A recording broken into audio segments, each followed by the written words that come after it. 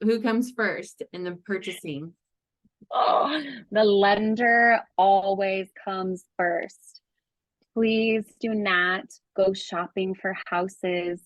You are going to get your heart broken if you're not ready. Get a pre-approval, talk to the lender. With that pre-approval, you know you're ready and you can start looking at those homes. I see a lot of people that end up very heartbroken because they're out shopping and they're not pre-qualified and they lose the house that they're in love with when they shouldn't have been shopping initially, right? Make sure Right. you're ready. Get a pre-qual, right? Not just a pre-approval. Like you need a full pre-qualification. Your income is Yes. checked, everything looks good, and you are ready to house shop.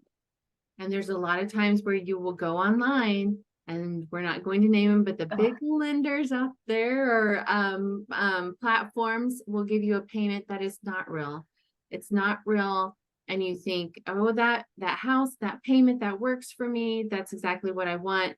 But then we sit down and have that conversation and it's very different. And so it can be heartbreaking. So definitely talk to us first. Let us put together a game plan for you.